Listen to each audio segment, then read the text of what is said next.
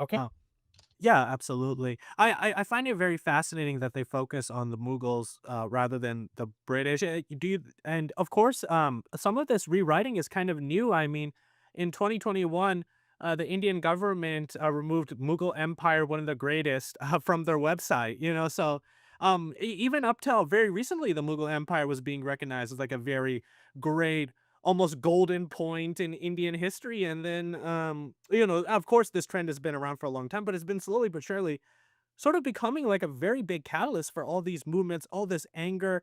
But why isn't it directed at the British? Why the Mughals? Is it because India has such a large Muslim population and it's easy to sort of connect these two, even though that's like a very ahistorical, or is it something else? Well, I mean, the first uh, uh, consideration here, and the most self-evident one in some ways, with regards to the question of why this animus. Your question is, why is this animus being directed against the Mughals and not against the British? The first answer to that is the British are the past. That past is dead, so to speak. They are no longer in India. They are no longer a part of the Indian landscape.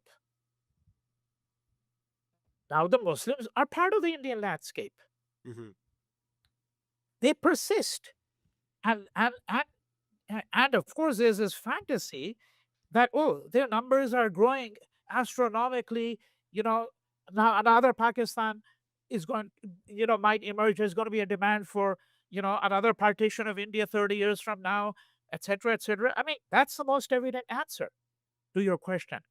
The past, if I may echo a number of people from the several centuries, the past is dead. Mm. The Muslims are not the past of India only. They are the future of India. They're not only the present of India, they are the future of India too, as they should be. Okay? I think that that is the first thing that we have to take note of. Now now we can get, once we've established that much, we can get into many other things. Look, if you think about, okay, the cultural stratosphere, all right, see, what did the British bequeath to us that has endured in our country? Is there anything in their food? No, Nothing. Zero. no. Thank God. Zero. In fact, if anything, we bequeath everything decent they have in their food today. I mean, The only biscuits, maybe. Well, yeah, maybe tea biscuits, and Yeah. you could say, but you see what I mean is I'm talking about cuisines, right? Oh, I'm yeah, not yeah. talking about thing you nibble on, in the morning.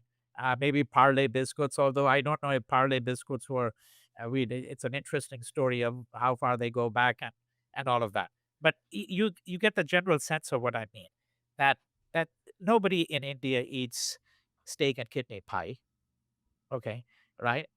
You don't eat Yorkshire pudding in India, right? There's nothing there, nothing whatsoever. Okay, so what is it that remained? It's first, it's the language in which we're conversing right now. It's the English language.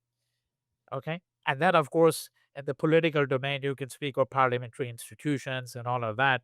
To what degree they have some similarity with English parliamentary institutions is a question that we is never asked, by the way. It's just taken for granted.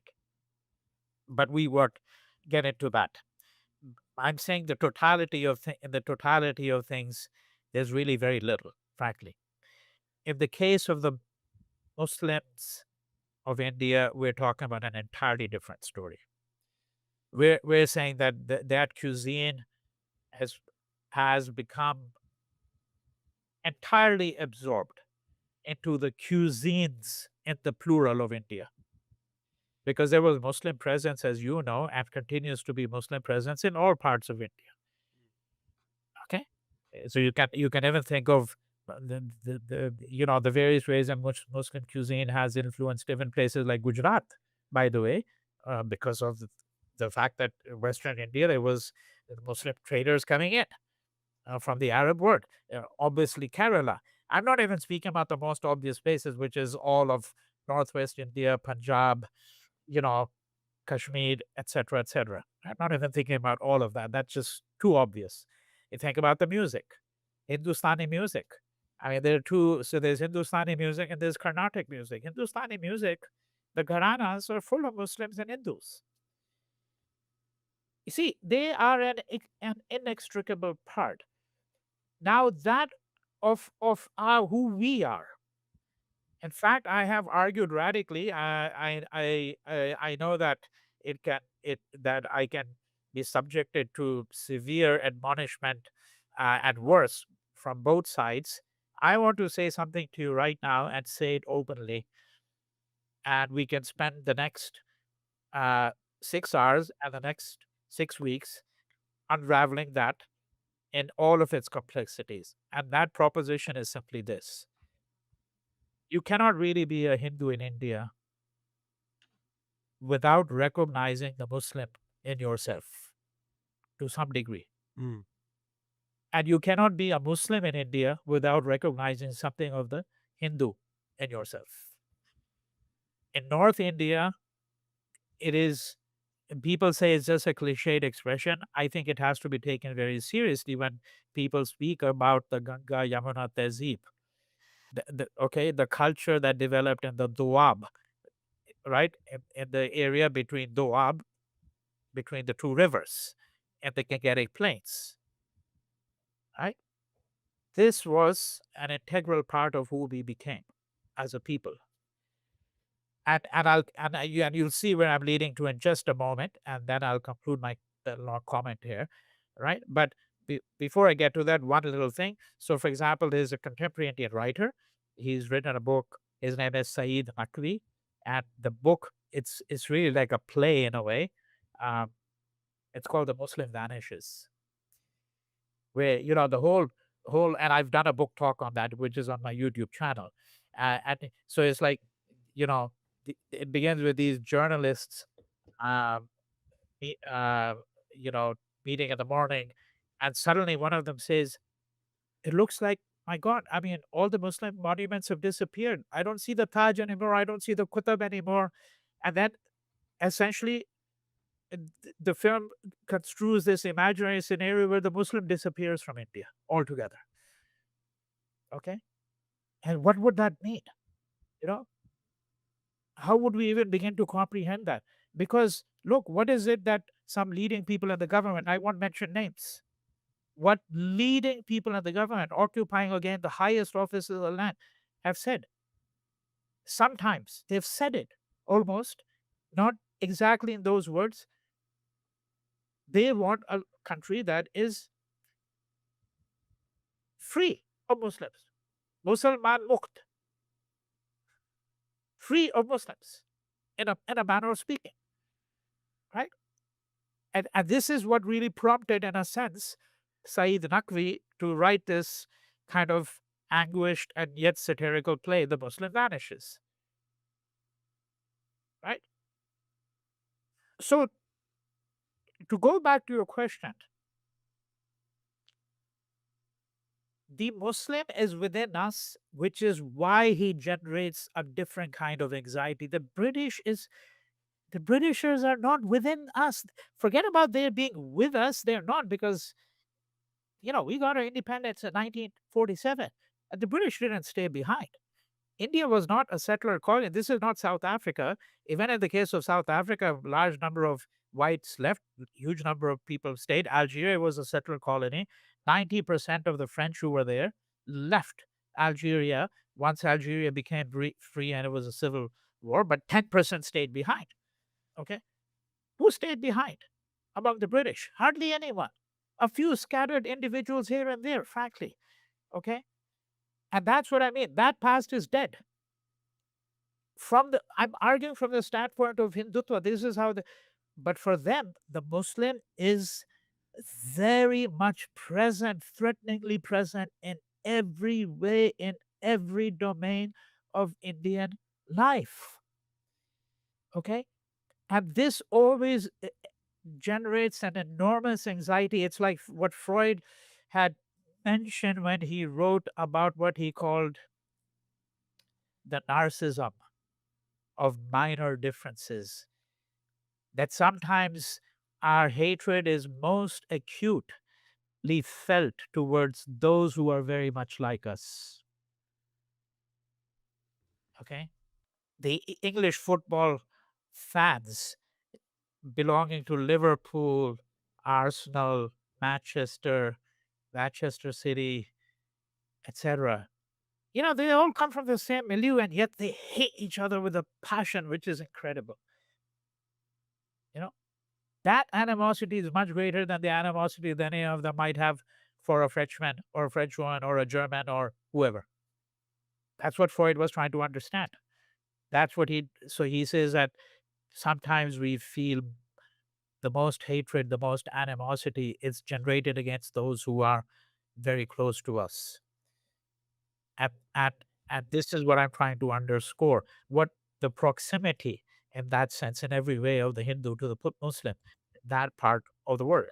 And what is important is this, that the British were trying to do exactly the opposite, which is what partly led to the two nation theory. Okay. Because what was the British formula? I always tell my students that. And some of them think it's a little too formulaic, but it's actually from the colonial texts. And what is that? It's straight from the colonial texts. When British officials say, hey, we'll tell you how different the Hindus and Muslims are. There's no better way to describe their difference and the fact that they're two separate nations than to understand that the Muslim loves to eat the cow and the Hindu loves to worship the cow. And the British will say, can there be anything more different than that? You see, right? So you see what I'm driving at, Preet. Yes, yes, absolutely. Can I say, I was just reading this yesterday, so it's just wanted to make a quick comment on this, but because you mentioned Freud and his focus on that, you know, Lacan, who, in his interpretation of Freud, he really talked about how, you know, we learned that the earth is not the center of the universe, and then, someone, and then eventually Freud came along and showed us that we are not the center of ourselves, and that Hegel and Kant, all these people who think we are observer at the center of ourselves, are wrong. And Lacan argued that, well, this is actually something we are threatened by. We seek to ignore. We're, irritated by it. And so it makes sense, that in the process of nationalism and national identity formation, the delineations, between the nation and not the nation are drawn, closely, to Yes. kind of remind you that this is the center. This is not part of some complex, interaction. Yeah. And I'm not part of some. I'm not an arbitrary part of some space. I am the space, and it's an interesting, a very interesting insight. I think you mentioned. It also simplifies so much. I mean, there was so much cross connection between the Arab world and, India and all this cross trade. And sort of in the modern day, it just becomes so simplified. And, it's like us versus them, and everything was sort of in a vacuum and, yada, yada. And, it's Yeah. projecting the present onto very past, complex systems that don't really conform neatly to the nation state or nationalism. Yeah. And I mean, like in reading Integral Humanism, something that really struck me is the view that, you know, and it's kind of like, it's sort of a very different, but there are some similarities to this book, A Dying Colonialism by Frantz Fanon, where Yes. Yeah. he identifies how the Algerian people used their traditions that were deemed, inferior, deemed, out of the past, of the indigenous, essentially, to launch a successful revolt against French colonial rule. And in Integral Humanism, there's almost a sense that he's trying to do this, where he's saying, well, before this whole idea of a nation state and a nation, we were a nation, and we did live here, and we were on this, space, and we had this thing, and, the Muslim came and the British came and polluted this, and we kind of, kind of classic, right wing, sort of fascist stuff. But it's interesting too, because it's sort of, it's almost like peeling back the layers, like, well, the British went and left, now we have to go back, what was there before, and we need to get rid of that, and then, maybe then the Persians, or and kind of get rid of everything going backwards. Yes, well, I mean, there. And look, I'll just offer a very short comment here, but I mean, there's one problem that I think one encounters everywhere.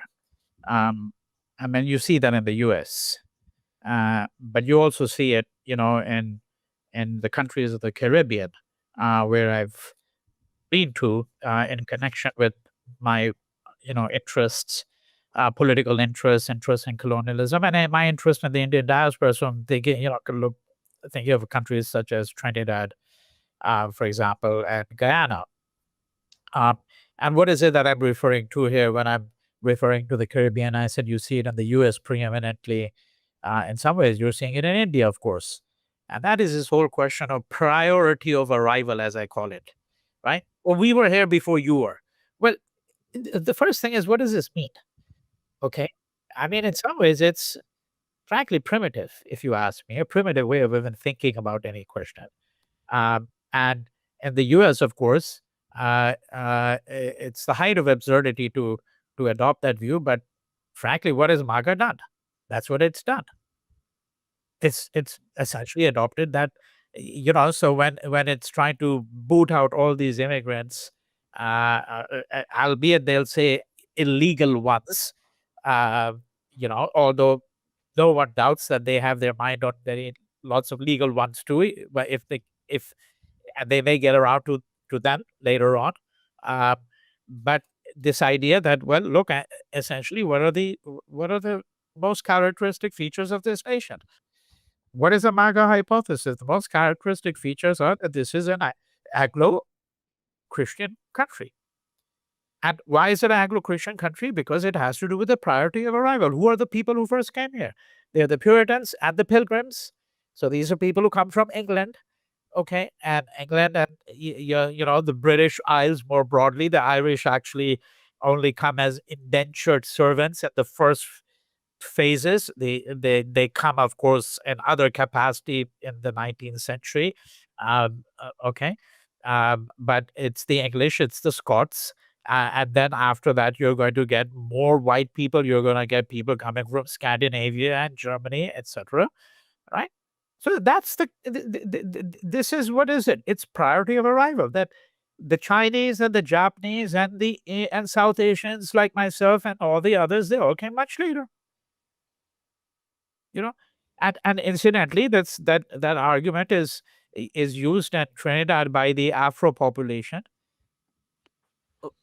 as it is in Guyana. And why is that an argument that is equally egregious and specious in that part of the world? Because the Africans were brought in there as slave labor, and Indians were brought in there as indentured labor, which, indentured may be another form of slavery. Whether it is or not is a question that need not detain us. The point is that both of them are brought there. Okay. Neither of them is indigenous to that part of the world, because the indigenous population was largely wiped out. Yes, there were a few Caribs left, okay, but the indigenous population was wiped out. But I'm always amazed to the extent to which I would often hear this argument, especially from the Afro Trinidadians and the Afro Guyanese, say, well, we were here before the Indians were here, right? And of course, I mean, in some ways, you can tie this to the priest's question, although I didn't really, give this particular answer, because I think in India that it doesn't really work that way, which is that the effect here was to give the white man a free ride in Guyana and in Trinidad. They're let off the hook, because now the real dispute, the real interracial struggle, is between the Afro-Trinidadians and the Indo-Trinidadians. And in Guyana, it's between the Afro-Guyanese and the Indo-Guyanese. These are the two dominant populations. And of course, you could say in India, that's what the ruling dispensation has done. By picking on the Muslims and the Mughal Empire, etc., they've given British rule a free ride, the white man a free ride, right? But I think, as I said, there are many angles through which one can begin to examine this. We can take a much larger philosophical conception here.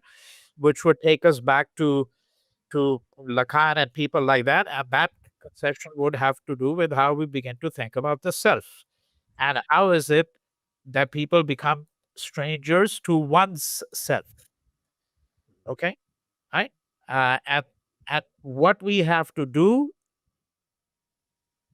if I may use this phrase, what we have to do to host their otherness within us, right? We have to start thinking about that. I think in every country of the world, we would have to start thinking about that. And if you had to use a different language, we would have to start thinking about what are the kinds of languages of hospitality that we've lost. You see, even using word such as hospitality today is difficult. Why? Because it's been completely hijacked by the hospitality industry. Uh, okay, and which is all about marketing and bullshit, as far as I'm concerned. You know, right? I am talking about how what it means to be hospitable to the other. And then it means that you have to be hospitable to their otherness. And you have to be able to host that otherness within yourself, which is very demanding and very challenging, ethically, philosophically, practically. You see? Yeah, it's funny that so many world religions really have that as a pretty or in some form, that demand in them, and it's still so hard for people. And I guess I have just for a last question, I think it will it's a bit broad, so I'd like to delay it just a second and talk about this a little bit more. But in just to tie it up a little bit, I guess in a more if there is any Marxist reading in terms of that the Nehruvian economy sort of dissolving and the neoliberalization. Of course, lots of historical materialists, look at events like that and the political ramifications as being tied to social relations, to the ownership of land, and so on. Of course, given that India is geographically complex and that the different regions have very different economic characteristics and so on.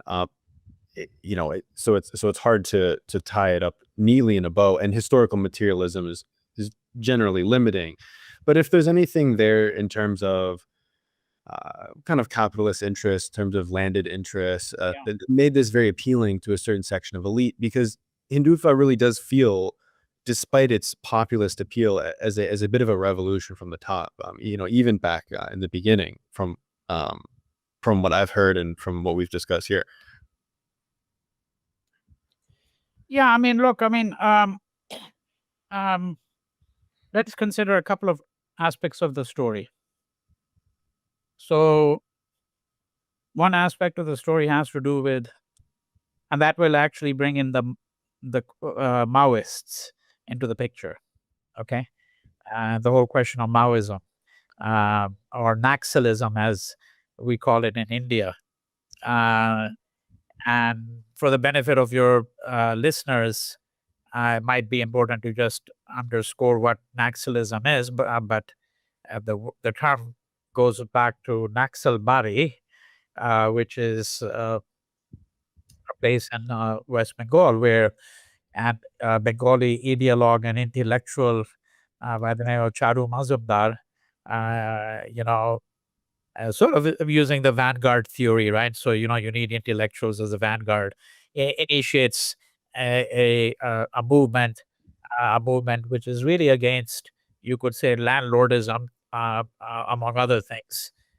It's against the inequities of capitalism, of course, broadly speaking, but it has to do with the depredations of the landlords and uh, their the grievance experienced by peasants at the inability to be able to have serious land reform. Okay, so this movement commences, and Charu Mazumdar and people like that are inspired by Mao. Uh, I think one of the documents I teach, I just started a couple of weeks ago, is this fabulous document. When I say fabulous, I don't mean as a term of approbation necessarily in terms of my agreement with the arguments, but it's a fabulous read, and I'm sure you're familiar with it, which is Mao's report on the conditions of the peasantry in Hunan province, 1927, where he personally, uh, went around Hunan province for several months and writes this absolutely amazing document. Um, and the Maoists were far more important for people like Charu Mazumdar than Marx was, partly because Marx didn't really pay much attention, if any, to the rural peasantry. In fact, the idiocy of the countryside is what he often talked about. The urban proletariat was, the subject of much of his research and ruminations. That's not the case, of course, with Mao. But now going back then to the Maoists or the Naxalites. So this Naxalite movement has been around in many parts of India. And sometimes it has seemed to encompass the entire tribal belts of India, large chunks of what used to be the state of Andhra Pradesh and now is two separate states. Uh, uh, but with substantial portions of Chhattisgarh, Odisha, many other parts. It's sometimes called the Red Corridor. The the former Prime Minister of India, Manmohan Singh, I think sometime in 2009, I'm almost certain it was 2009 because I remember it was what struck me was this comment that he made, which I'm going to cite, was a year after the 2008 terrorist attacks, as they're called, upon a number of sites, most famously the Taj Hotel in Bombay, in and around Bombay. And in 2009, what did Manmohan Singh say? That he said that the Naxalism was the greatest threat to the security of India. Okay, right? Now, what is this about? And this goes back really to your question. What it's really about is uh, you could say two or three different things, which is that if you really look, okay, at the history of post-independent India, um, I think there has been a uh, uh, unquestionable failure in being able to effect uh, substantive land reform. Okay, now one state where it did happen, but that history is a lot more complex than the communists would like to admit, although they know that history, but they won't openly admit it.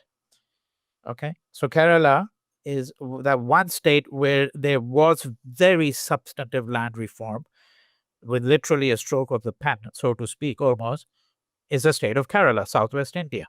And that state has a singular distinction along with West Bengal at that time of being the only state that was under communist rule. And in fact, Kerala is often described as the first place in the world where the communists were legally elected to power and will continue to be for decades. What the communists don't tell you, and all of this has a bearing on what we're talking about neoliberalization, economic reforms, and this and that, because there was also the Kerala model. So Modi put forward the Gujarat model. Long before that, the UN had actually put forward the Kerala model, as it was called. Amartya Sen, widely known, of course, around the world as a development economist who won the Nobel Prize in economics, was among many others who wrote on the Kerala model. And what was the Kerala model? That here you had a state in India which, unlike the rest of India, and this is what you were alluding to, that it's very difficult to speak of India and the secular in that sense because the regional differences are so sharp. Uh, okay, and the Kerala was an exception to the rest of India uh, because it had 98 percent literacy rate. They had effected land reform, so that practically every family owned some land. The maternal mortality rates, infant mortality rates were far lower than they were uh, in other parts of India. And you can contrast the difference with, let's say, some districts in Rajasthan. I'm taking some of the states that are the most wretched state. state that is their position. uh, uh, Rajasthan, Madhya Pradesh, Uttar Pradesh. Okay, um, there are some districts there where female literacy even today is 10%. 10% female literacy in some districts. And then you have Kerala, where the literacy rate, as I said, across the board, 95, 98, 99. Okay, so that was the Kerala model. But what is it that the communists don't tell you? Because the communists put forward the impression that the Kerala model all had to do with the reforms that they'd implemented. False, to put it bluntly. Why? Because we have to understand how Kerala became the state of Kerala. It is put together by adding three princely states, two of which, Cochin and Travancore, were already, by the late 19th century, long before the communists came to power, already very progressive states in comparison with other princely states around India. Much higher literacy rates. We'd have to go to the history of those princely states to understand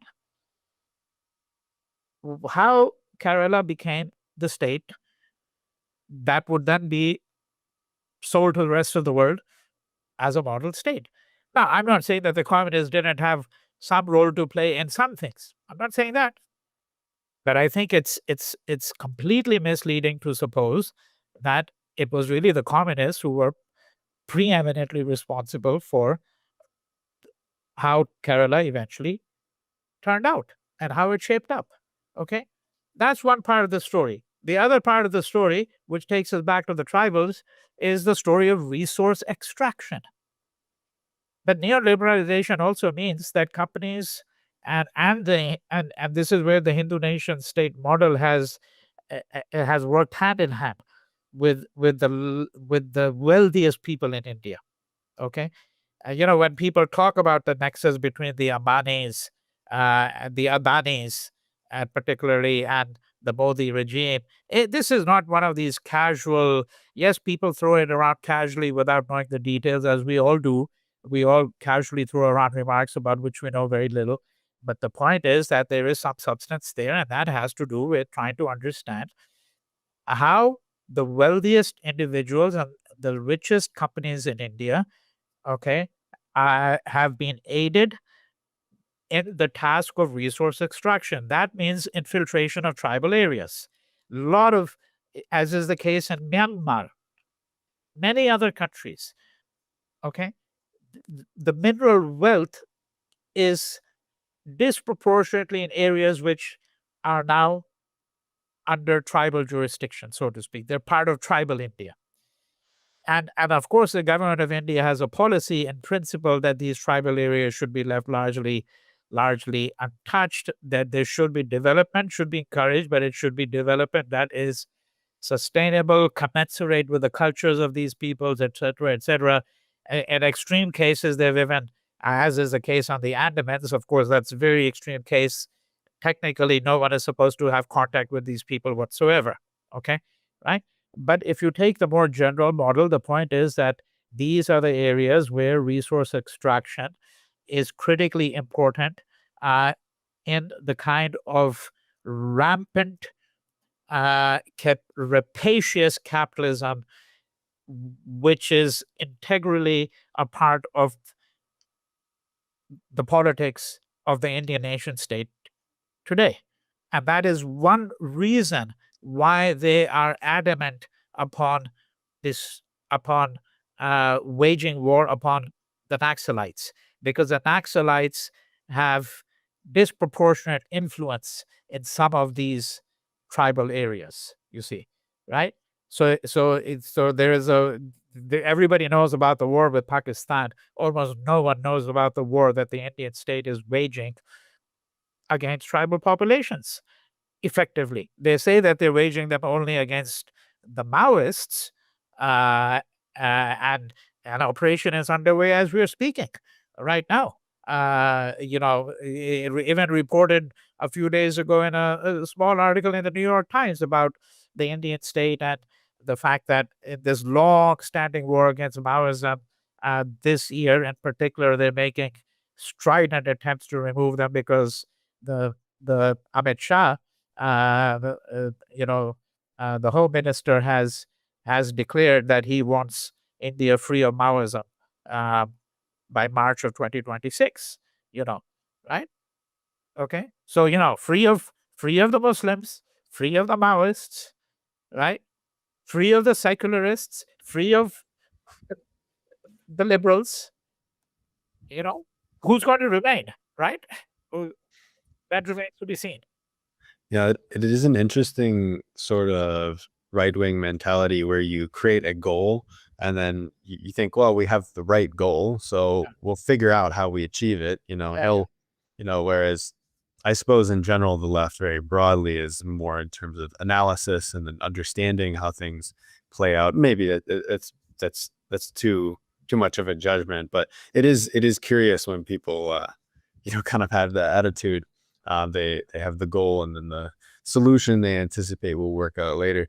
yeah. But you see, you're making the comparison with the fact that the left may have a more amenable view, amenable to us, for example. But Mhm. I would say the real contrast here is with Mohandas Gandhi, because in principle, the Indian state still recognizes him as the father of the nation. On October 2nd, for example, on his birthday, the prime minister dutifully goes to Rajghat, lays a wreath of flowers, and then again on January 30th. But where is even the slightest adherence to Gandhi? Because and how does Gandhi come into the picture here? Because his entire life, and I'm saying this apropos of what you said, his entire life he Mhm. worked on the question of the relationship of means to ends. And what did Gandhi say there? Be attentive to the means only. What the Indian government, the ends will come, so to speak, when the means are correct. Be attentive to the means. The Indian government thinks exactly the opposite. As you said, you set the goal. Goal is eliminate Maoism. Whether you do it by the carrot, whether you do it by the AK-47 or by cluster bombs, who cares?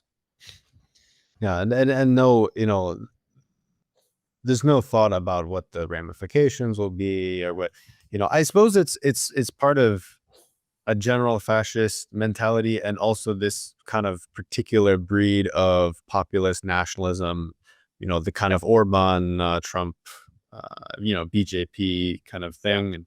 But it's certainly, I think that would warrant quite a long discussion of its own. I did want to get into this last topic, which is no small it's not small, but it's just a quote from Nehru that made me think a little bit and want to connect what the quote reminded me of to a broader discussion about post-colonial theory and universalization. Yeah. And the quote was just from Nehru, actually. So it must be remembered that the people of the Kashmir Valley and roundabout, though highly gifted in many ways in intelligence and artisanship, etc., are not what are called virile people. And it reminded me, and there's a few other quotes like this as well, and it's only fair to an extent. But it initially reminded me of Robert Orm, actually, and in a lot of the attitude towards Kashmiris as this effeminacy, Yeah. So I wasn't so much interested in talking about that specifically in the attitude, whether it's colonial discourse about Kashmir, but rather to say, um is there something useful or even just read his book, Vijay Prashad, his book, pretty good book I just read recently about the Arab Spring. He himself said in an interview, I think a week ago, that, well, if there's an independent Kashmir, who's going to develop it for them? Who's going to, and this attitude is very prevalent. And obviously, universalization does have problems. But do you think that to some degree it is necessary that to some degree it is a worthwhile pursuit despite the hazards, because it can also be used to obfuscate um, and avoid analyses. For example, I think a lot about Western Sahara, where a lot of Moroccan nationalists discuss this as this is a inter-Nicene kind of personal thing. This has nothing to do with colonization. That's Yeah. totally different. Why would you ever have that framework? Zionists sometimes do this as well too, but less so because the connection to Europe is quite strong in the case of Yeah. Israel. But do you think that does that raise any clear jumping off points for you in terms of that discussion? Obviously, there's some context with the Vivek Chibber from NYU and Godfrey Spivak had a whole dispute basically between Marxism and post-colonial theory on this sort of subject, that post-colonial theory recreates the essentially different, homogenous East on the same way Orientalism did, and you Yeah. have these universal frameworks. Yeah. Anything there?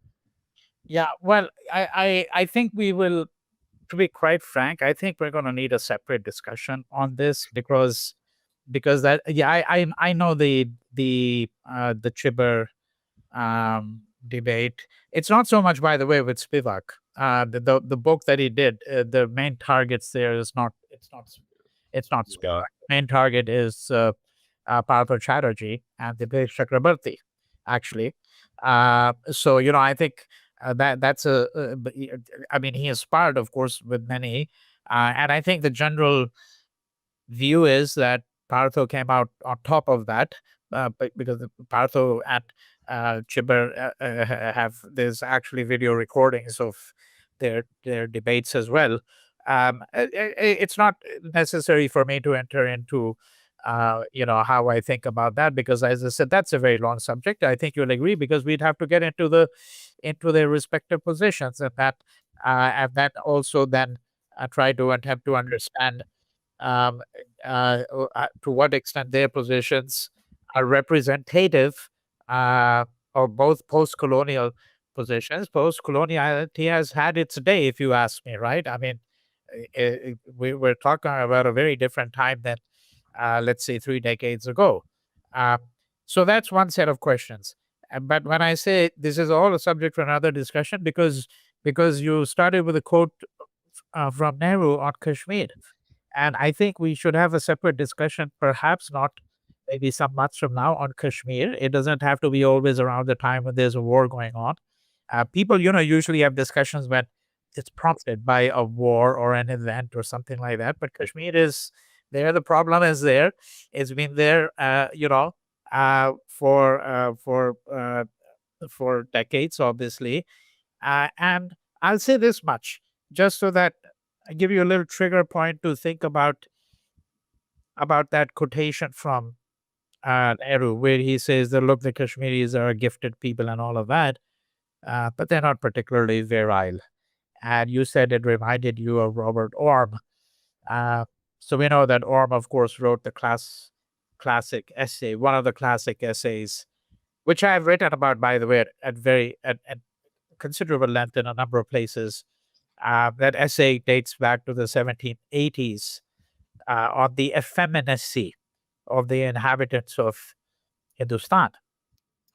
Um, Now, the what I want to say is this: I think we'll have to, and I think it requires actually a discussion where I think we should begin with about Nehru's whole relationship to Kashmir. It's always mentioned in passing here and there. And he himself, uh, in his autobiography, has an early chapter where he talks about his Kashmiri ancestry.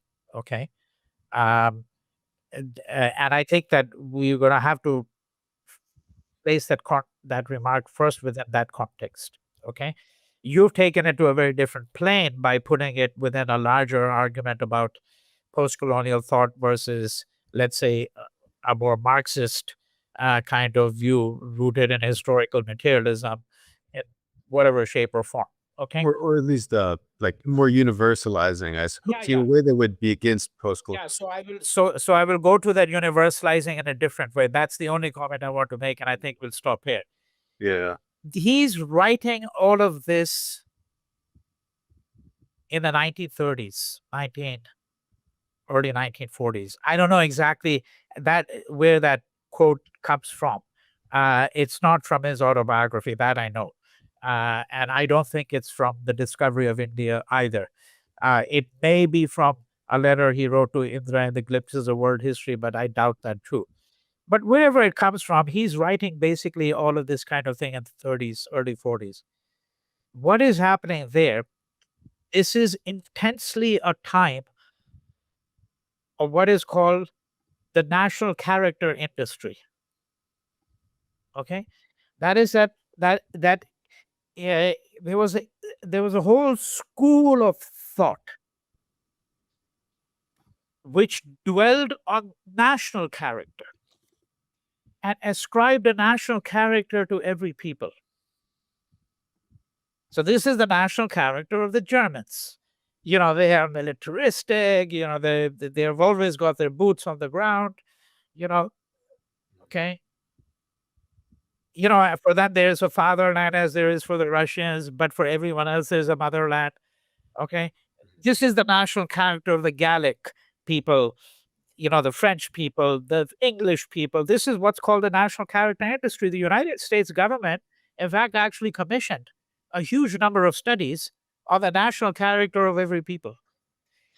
Now, I'm not saying that Nehru is part of the study. That's not what I'm saying. I'm saying there's a certain ethos at that time where Nehru, in a sense, has fallen into that, where he's ascribing. Because on what basis does a person say so and so are not a virile people?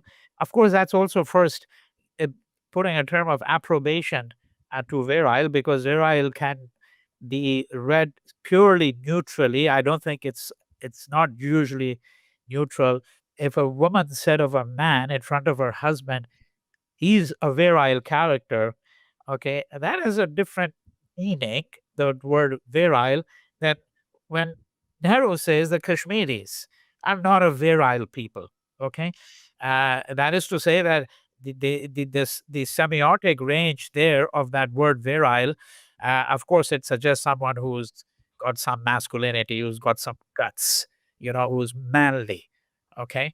And what I'm saying is that partly we have to understand that that's the language of that time. Now you can do a more, we would move to the next layer before we even get to historical materialism, this and that, post-colonial theory. And then that next layer, of interpretation, would have to do with his assessment of the history of Kashmir.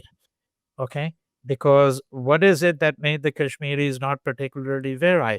It could be that Nehru himself thought that by and large, Kashmir had actually been spared. The kind of,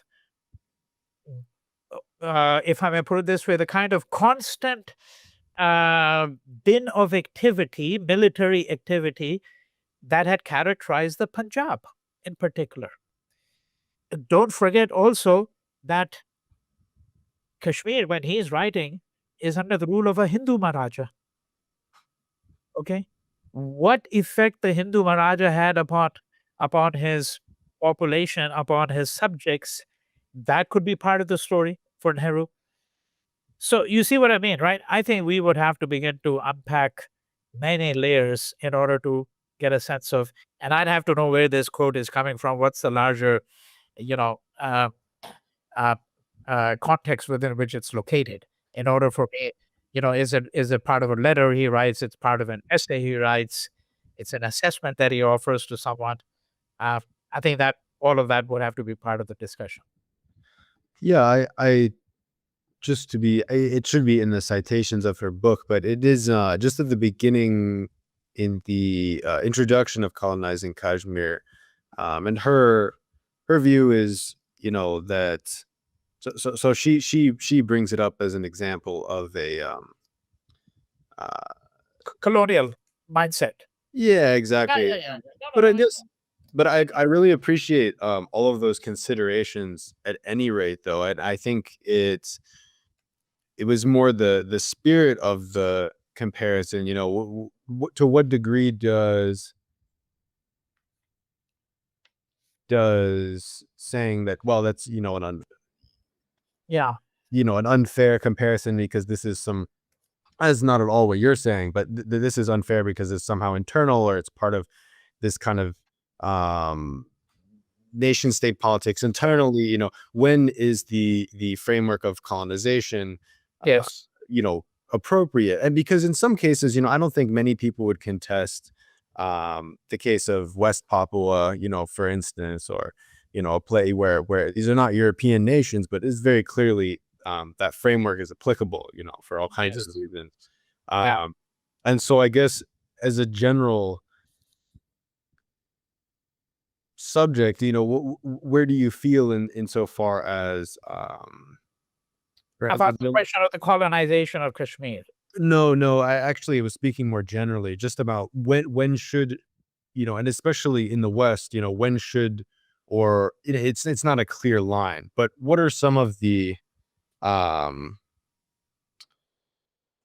areas where, as she may, because she explicitly says that, well, in the case of Kashmir, this is comparable to colonization just Yeah. as much as Yeah. anything else.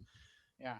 Are there obviously there are hazards in there because of because of various circumstances, and also then you can kind of look at all kinds of, you could look at, say the experience of the Basque region under Franco, and it's not really colonization, it's kind of Yeah. Yeah. really very different, so where does this become, where should frameworks like that be applied across the board, and where should we really think in terms of um, world systems theory and the global south, global Oh, north? but that's what I meant. I think that we're going to have a separate Yeah, uh, yeah. conversation on that. That's too large a subject because we'd have to look at, you know, I mean, I know Hafsa's position. As I said, she gave a talk at UCLA, and I, was a discussant for that, and I know that she's also among those, and as there are many others who draw analogies between Palestine and Kashmir,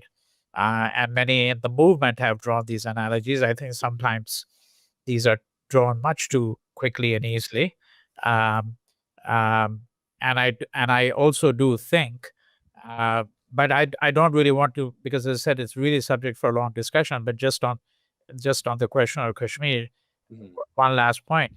I think what's also I think something that has both surprised me and distressed me a little bit at times is that people whose views I might generally agree with otherwise in general, but the extent to which they don't want to really look at, for example, the long history of Kashmir.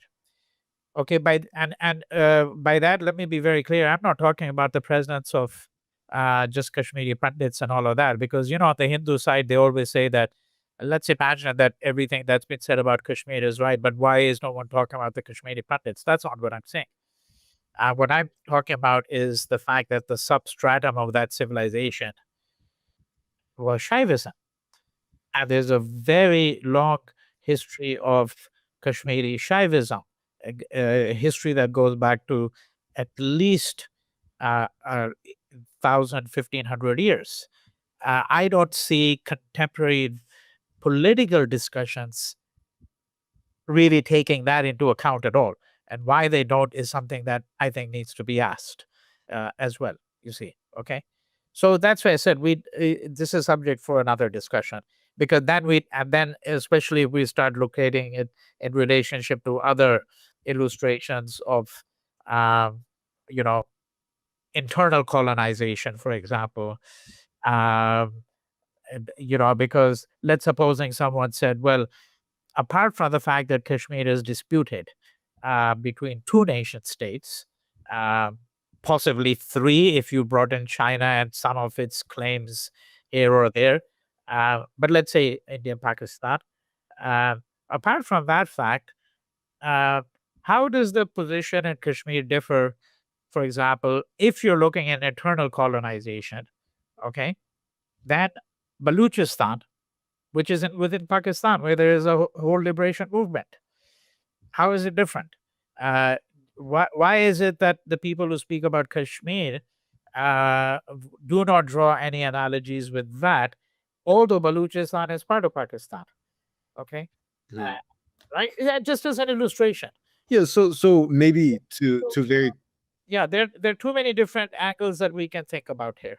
Yeah, and maybe to very crudely put a caricature on what you're saying, there's some gradient between territorialization and nation state formation yeah, and colonization, and there are things that exist in between there, in that space that are not so easily categorized. And I got very interested in and engaged in, actually, especially, I mean, in online discourse, in Ethiopian politics, and it's a very interesting country because you see um many different groups that have very, very legitimate and real yeah, and grievances and living memory. yeah, And there are dominant groups and the groups that have run the government for a good amount of time. But in general, everyone has basically suffered a lot and yeah, dished it out to others as well. And it's not so much a clear case of, it's actually something one of the only things I felt a little bit equipped to sort of take some umbrage with in Hafsa's book, because she mentions the Oromo as a group that were kind of unfairly yeah, yeah, included, and the Tigrayans unfairly included in Ethiopian. So while his yeah. picture is quite complex, so I definitely understand Oh, that. yeah, yeah. The picture there is actually very complex. I mean, I've been to Ethiopia. In fact, actually, I commissioned a whole little pamphlet. I run a series. Series is now concluded. It's called the Dissenting Knowledges Pamphlet Series. And the foremost Oromo scholar in the world, Gamachu Magarsa, who has written a massive book on Oromo ontology and epistemology. And Mhm. Gamachu is a friend I've had for 3 decades. I also have Ethiopian friends who are Amhara. You can imagine how much conversation, if any, they have between themselves. Yeah. Okay, but I can tell you this, from the Oromo standpoint, it's not simply a question of the oppression unleashed by the Amhara. Okay, uh, uh, their contention runs much deeper. It has to do with Ethiopianism.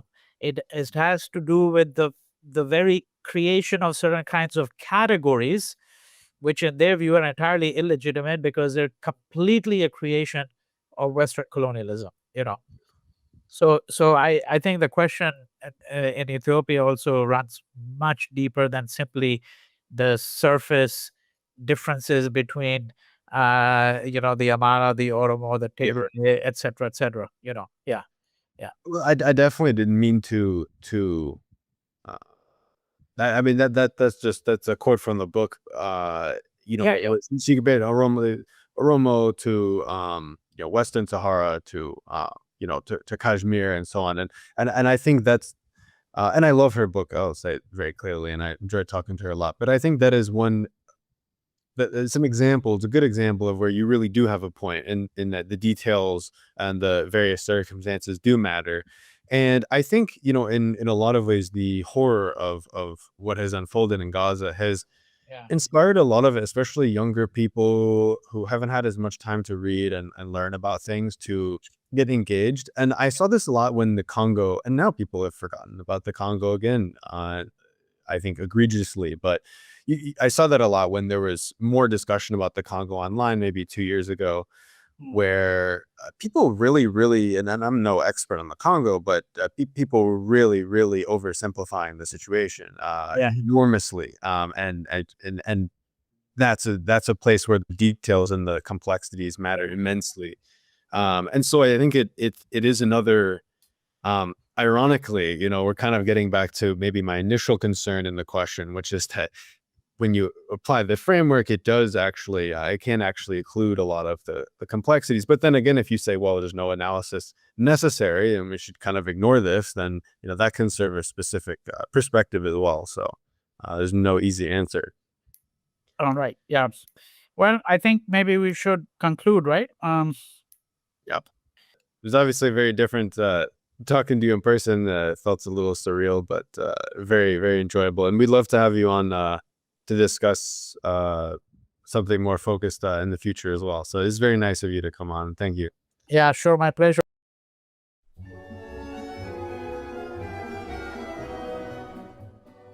This episode of the Poker Pre Pod has been brought to you by our generous members on our Patreon. If you'd like to become one of them, go to patreon.com/thepokerprepod. Thank you.